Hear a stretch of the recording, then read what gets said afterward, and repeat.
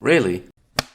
If I asked you what were the best games between 2007 to 2011, you would probably tell me I don't know what games came out between 2007 to 2011, but I would say Portal games. Games that I still think are good, even if the last time I played them was 2 years ago. But can I really say that these games are one of the best without playing these games again? So I'm gonna play both of the Portal games to see if they're any good. But before starting the games, we need to learn a little bit about the past. Another game called Nevertic Drop. I really don't. Drop. It was a game that was made by the people who made Portal. The OG Portal game. Gabe Newell saw the game and liked it. So he hired the people who made Drop to make a game with portals. And that's how Portal was made. I'm not gonna play the game because it seems very boring. It's about a princess and the devil in hell. Pretty boring if I say so myself.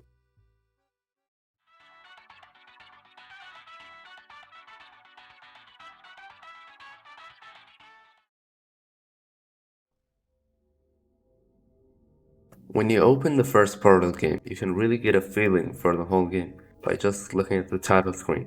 It's quiet, with nothing, just sound. All you can see is a room. Then when you actually start the game, you're in the same room that you saw on the title screen with some robot talking, and it's GLaDOS. We all know it's GLaDOS, so I'll just call her GLaDOS, since you're not supposed to know it's GLaDOS at this point. She tells you that you are a test subject at Aperture Science, and that the test will be dangerous, and she's gonna help you to stay safe, but glitches out. Others, please refrain from.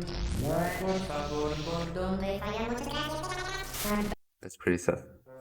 Okay, the hour has passed. Now we can go. Oh look, you're a girl, and your name is Shell. Now, the first puzzle is actually the same one from Drop, but without portals.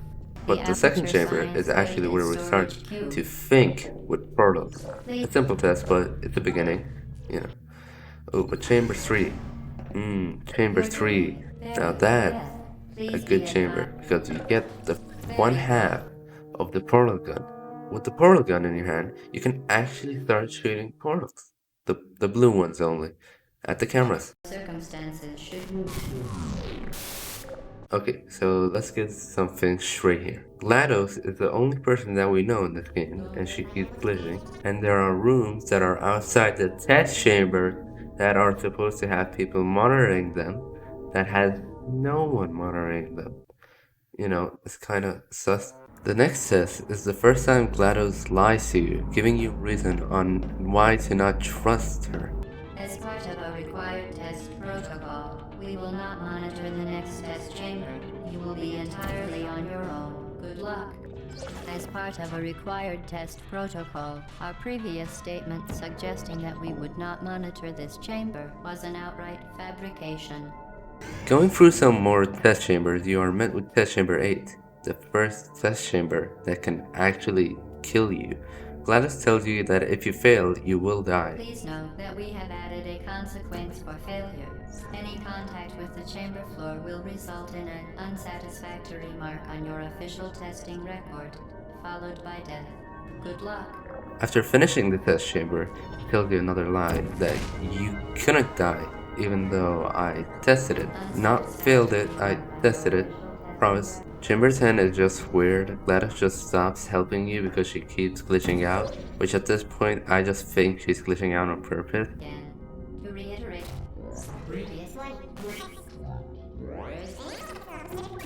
momentum. The next chamber, GLaDOS stops caring about your safety, and is also the beginning of the fun, because you get the dual portal gun.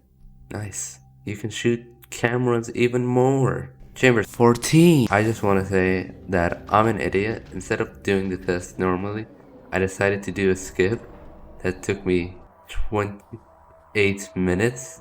It's stupid. I just wanted to say that. In the next chamber, GLaDOS mentions that there's some delicious cake after we're done testing. Just some cake.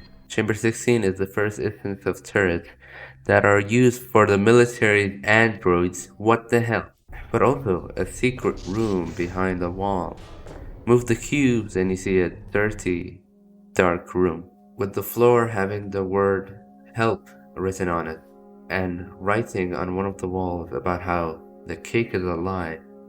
I wonder what that means.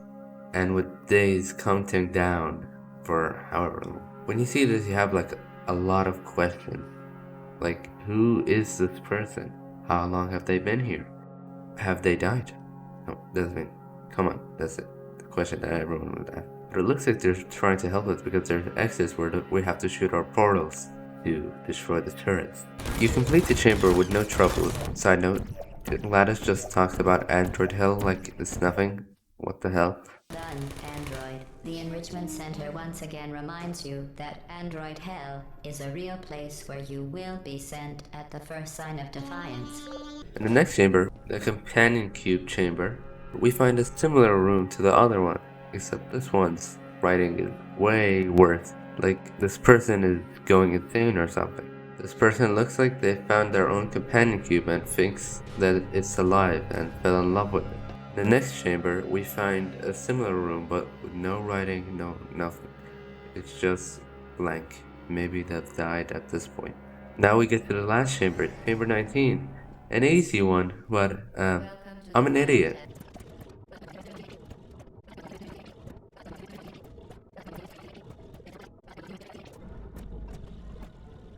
And at the end of the chamber, where you're supposed to be met to cake, you're not met to cake, but you're met with hell, fire, and so you die.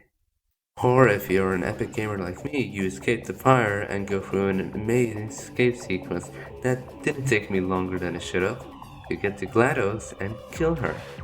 When you get to GLaDOS, you have to disintegrate her personality core and finish her off once and for all.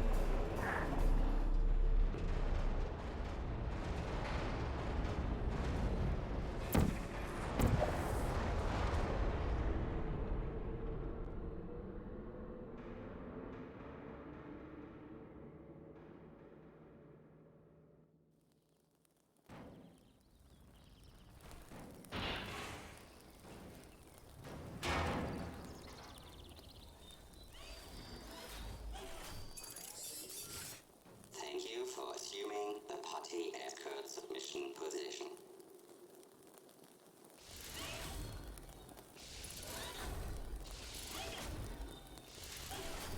But this ending doesn't explain a lot, like where is Shell? Who was the person helping us? And how is the story gonna continue? So what now? A comic book. Valve released an online comic book on the April 8th, 2011 and April 11th, 2011. It was a two-parter. It tells the story of Ratman, the person who was helping us in Portal. It also answers a couple of our questions that we had. It shows us how Ratman was a schizophrenic, which also answers why the writing was so bad. So what happens at the end of Portal? Well, an escort core takes Shell back to the facility, and Ratman falls back and gives power to her long-term relaxation room. So Shell could live, but he got shot while trying to reach the power. And I'd like you to remember this room, this panel in this room. It will be useful for later, for a long time later. Because he was shot, he felt sleepy, so he went into a sleeping pod, never to be seen again. Wow, that was a lot of information just for a 27-page long book. That was insane. But now I got like nothing else to do, so let's start with Portal 2.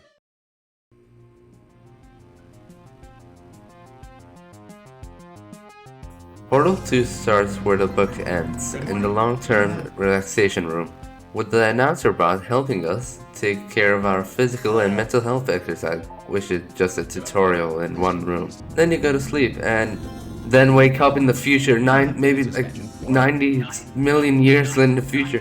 What? Oh, the door's ringing. I wonder who it is. Oh look, it's Wheatley, aka famous actor Stephen Merchant. Wheatley tells you that you look ugly and takes control of the long-term relaxation room to move it, but because he is a very bad driver, he crashes a lot.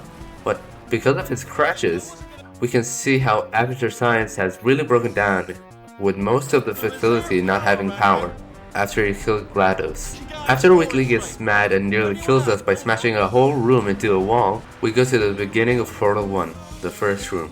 As you go through the chambers, you can see that plants have started to grow, meaning that not a lot of life has been here since you last killed GLaDOS. Chamber 3 is the original chamber where you got the half portal gun. You meet up with Whitley again, it tells you to grab it, but it's not there, and you fall and you die.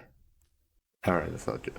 At the bottom of the room, you find the portal gun, and drawings of how GLaDOS was made and killed everyone in the facility except one person who looks like Ratman because of the companion cube, and how GLaDOS tricked you with cake, and how Shell killed GLaDOS. With the last drawing is a portrait of you, the same one from Labyrinth. After getting the portal gun, you go through some more test chambers from the first game. Then you meet up with Wheatley again. And here is where you find out something that will be more clear later in the game. That thing is that Wheatley is an idiot. With the railing... Okay, listen, let me lay something on you here, it's pretty heavy.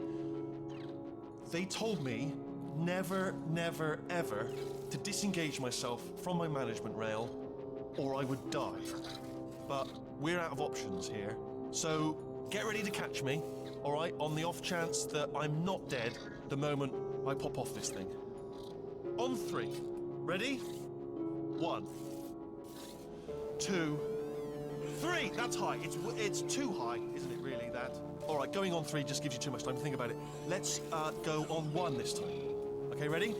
1. Catch me, catch me! Ow! Ow. I am not dead. Wheatley opens the secret doors that leads to GLaDOS' dead body. Seeing GLaDOS again, I mean, like, I felt like very terrible for what I did, even though he did try to kill me. But you know what I mean. After passing GLaDOS' dead body, you find the main breaker room to finally escape this facility. You can't find it, and you stupidly plug in Wheatley into the main breaker room. And yes, he does screw up everything. And you woke up GLaDOS.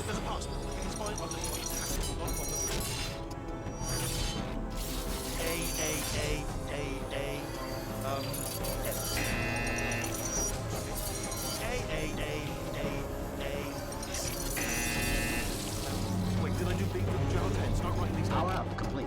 I don't. Okay, listen. All right, new plan. Act natural. Nothing. Hello. Oh, it's you. Now, it starts to test again with the dual portal gun. You get it way sooner than the other one. GLaDOS tells you that she has a black box safety feature, where she lived the past 2 minutes of her life. So she lived her getting killed over and over and over and over again. With her being very spiteful of They you. might devote their existence to exacting revenge. Luckily, I'm a bigger person than that. I'm happy to put this all behind us and get back to work. And how test So we start subjects testing react again, when locked but in a now room with a deadly twist, lasers. like lasers to power up things, Science aerial like faceplate. launch It pads. was part Chamber 9, you find a wall bashing into another wall. Also, Wheatley's not dead. He tells you the story of the touching spirit bear. Yeah, weird book, but okay. You do some more test chambers, learn some new mechanics like the light bridges, and then you're met with Chamber 12. Chamber 12, you see Wheatley again. He tells you that he's gonna break you out. Just do some more test chambers. Now we can skip a lot of test chambers because nearly the exact same thing happens. Wheatley tells you to do more tests, and GLaDOS tells you that you're a piece of crap. Chamber 21, in the middle of the test, Wheatley turns off the power and does a funny accent. Hey, buddy. I'm speaking in an accent that is beyond her range of hearing. Look, Metal Ball, I can hear you. Run! I don't need to do the voice. Run! With Wheatley opening the door, now it's time for you to escape. Wheatley tells you that he has some plans to shut off GLaDOS' Turret's production and turn off her neurotoxin. Then, you can finally kill GLaDOS again. After a near-death experience, we get another thing that tells us that Wheatley is very dumb. You get to GLaDOS' Turret's production to finally break it by going to the turret's control center and changing a good normal turret into a defect one. But to access this door, Wheatley needs to That's brilliant. Shut her hack production. the door. Right, I'm gonna have to hack the door so that we can get at it. Technical, you'll need to turn around while I do it.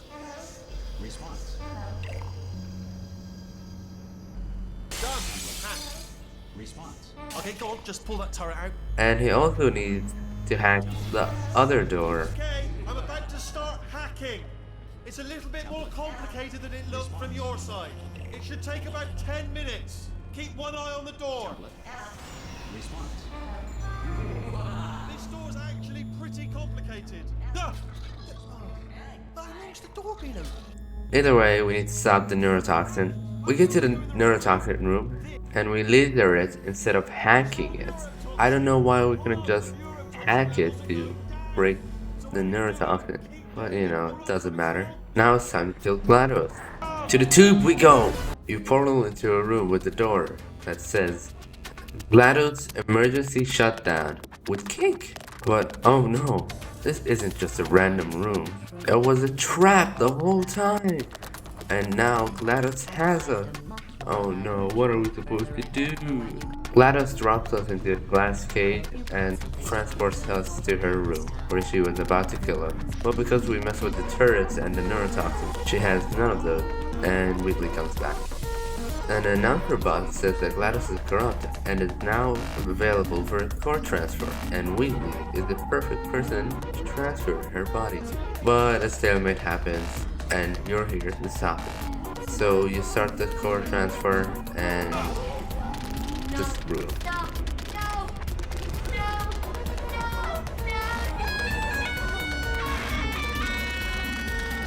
With Wheatley now in control, you can really see that his ego starts to grow. Would you look at this?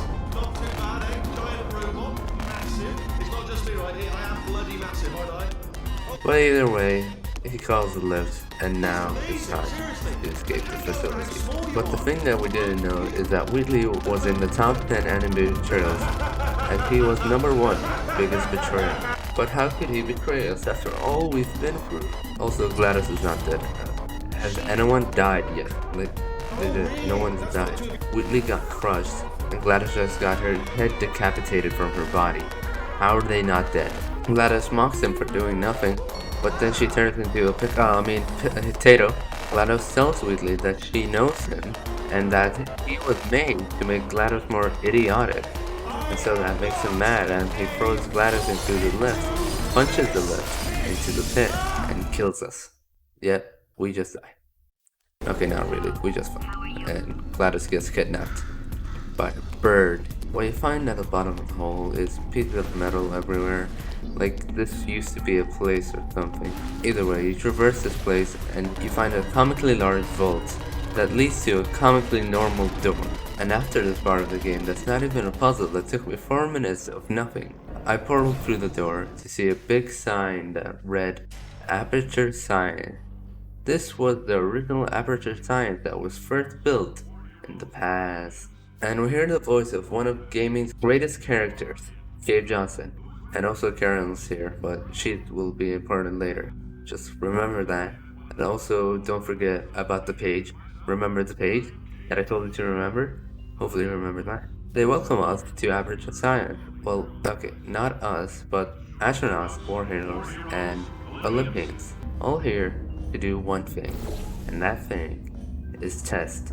Cave Johnson actually owns Aperture Science, and Karen is his assistant. But this isn't Cave Johnson, it's actually a pre-recorded message from somewhere between 1943 to 1949. You enter a room with a picture of Cave Johnson next to some awards, telling us that Aperture was a very successful company once. Side note, I love how the lift takes you up and not down because you're at the bottom of the facility. Very nice touch. Taking a very nice lift up, you can find the new mechanic, the repulsion gel, aka the jumpy boy. I think you know what it does. Very jumpy. With some great Cave Johnson lines, the next couple of tests is just you learning more about the repulsion gel. So let's just put some of my favorite Cave Johnson's lines and some of my favorite things that happen. Molecules and so forth into your tumors. Now, maybe you don't have any tumors. Well, don't worry. If you sat on a folding chair in the lobby and weren't wearing lead underpants, we took care of that too.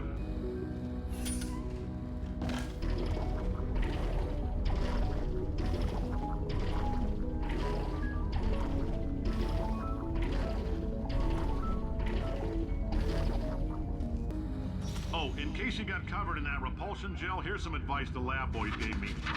Do not get covered in the repulsion gel. We haven't entirely nailed down what element it is yet, but I'll tell you this, it's a lively one, and it does not like the human skeleton. Up and snap their little pink bras. That sounds like projection. They didn't fly into space, storm a beach, or bring back the gold. No, sir, we did. It's you and me against the world, son. I like your grit. Hustle. After all of that, you leave the facility. Kind of. You don't get to the outside part, you just get to a new part of Aperture Science. But something is different here. You are welcomed by Cave Johnson again, and he tells you that there was an incident with missing astronauts in 1968, meaning this part of Aperture Science is a newer version. Not newer, but you know what I mean. And this Aperture Science is actually bankrupt by Black Mesa, aka the people from Half-Life. And now he's just paying people off the street $60 because he can't pay for wrong people like before. And you meet Potato GLaDOS again, and you make a deal with her to stop Wheatley. So you put Potato GLaDOS on your portal gun, and you head off to do some more puzzles. Yay! But now with Speed Gel, aka Speedy Boy. No, I'm not gonna do that again. When Cave Johnson addresses Carolyn, he talks about some vouchers. Both Carolyn and GLaDOS answer, but why would GLaDOS answer? And then GLaDOS questions who is Cave Johnson and shuts down, meaning that Carolyn and GLaDOS have a connection in some way. At the end, GLaDOS thinks she knows Cave Johnson. After being done with the test, GLaDOS thinks that she was Carolyn before she turned into a robot. After opening jail for whatever the hell this thing is, you can hear Cave Johnson again, but now he's even more sick because of moon rock poisoning. Who would have thought that rocks from the moon are poisonous? And you can really see that from another picture of Cave Johnson. He's older and he's sicker. Going up the lift and doing the white bill puzzle, you can hear another line from Cave Johnson. It's the last line that you hear from Cave Johnson. It's the lemon speed. And here is where it just basically confirms that Carolyn is GLaDOS. Alright, I've been thinking. When life gives you lemons, don't make lemonade. Make life take the lemons back. Get mad! I don't want your damn lemons! What am I supposed to do with these? Demand to see life's manager. Make life rue the day and thought it could give Cave Johnson lemons. Do you know who I am? I'm the man who's gonna burn your house down with the lemon. I'm gonna get my engineers to invent a combustible lemon that burns your house down. Finding people. He said what we're all thinking. The point is, if we can store music on a compact disc, why can't we store a man's intelligence and personality on one? So I have the engineers figuring that out now. Brain mapping, artificial intelligence. We should have been working on it 30 years ago. I will say this, and I'm gonna say it on tape so everybody hears it 100 times a day. If I die before you people can pour me into a computer, I want Carolyn to run this place. Now she'll argue. She'll say she can't. She's modest like that, but you make her. Yeah, put her in my computer. I don't care. All right, test's over. You can head on back to your desk. Goodbye, sir. Then you climb up the facility to get to Wheatley and stop him once and for all. The last step to get out of the bottom of Aperture and to where Wheatley is, you find the poster and GLaDOS has an idea. It hit Wheatley with a paradox. Then you open another comically large vault and with the gel from the bottom coming up to the new Aperture. Not really new, you get. And a lift takes you to the top of Aperture, where you can finally reach Wheatley. You see Wheatley and that he's testing with walking cubes, but they're bad, so they don't do the test. You do the test and hit him with the paradox. Yeah, Wheatley is an idiot. Did not work, nothing happened. True. I'll go true. So now Wheatley wants us to do tests, like GLaDOS, because he has an itch for it now. After you're done with the first test, which is a very simple test, It makes Wheatley happy. Because Wheatley is lazy and an idiot, he asks you to do it again. But after you do it again, he is not happy. So he steals some GLaDOS tests and tries to feel happy again. The third test, we learn that GLaDOS cannot help us because in her body, you get shocked if you help the test subject do the test. But now there's trouble in paradise when you complete test chamber 4. Wheatley doesn't feel happy, and GLaDOS says that's not a good thing that happened. Later, GLaDOS defends you because she wants her body back when Wheatley makes fun of you. At the end of the next test, GLaDOS tells you that her body can build up a resistance being happy.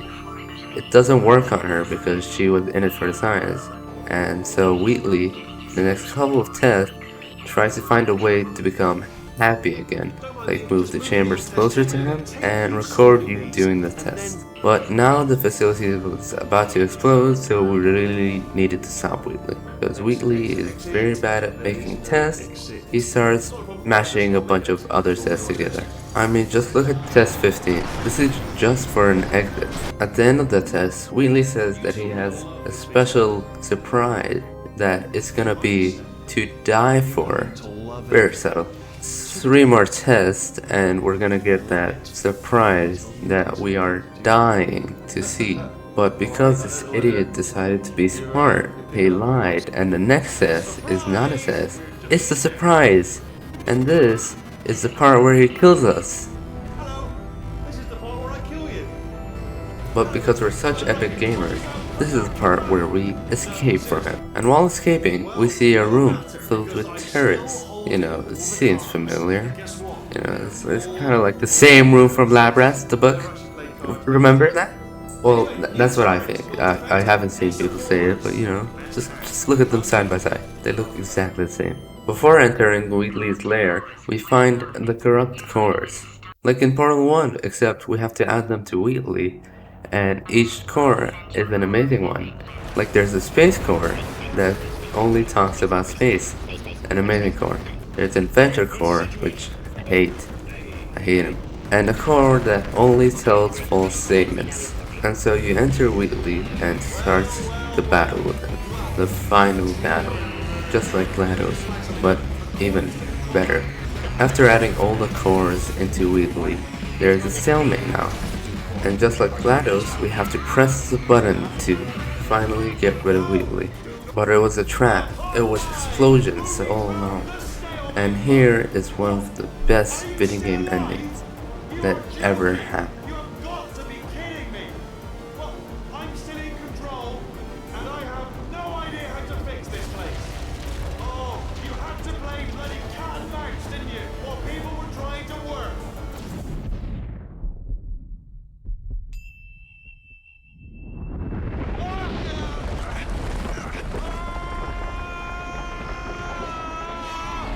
Space!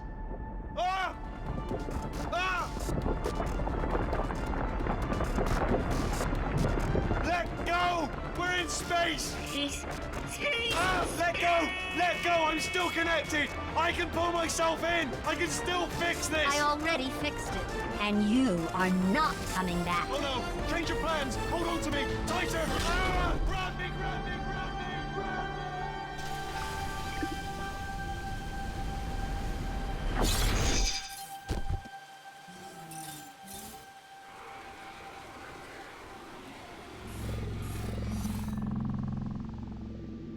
You survive, and with GLaDOS being better because she's more of Carolyn than GLaDOS. You know, being Carolyn taught me a valuable lesson. I thought you were my greatest enemy, when all along you were my best friend. The surge of emotion that shot through me when I saved your life taught me an even more valuable lesson, where Carolyn lives in my brain. Carolyn deleted. Goodbye, Carolyn. And everything that just happened, just deleted. We are back at the ending of Portal 1. It's like nothing changed. But GLaDOS doesn't want to kill you. She wants you to leave because you are terrible to kill. So she lets us go. then plays a musical with turrets, arcade, and that's the story of the Portal games.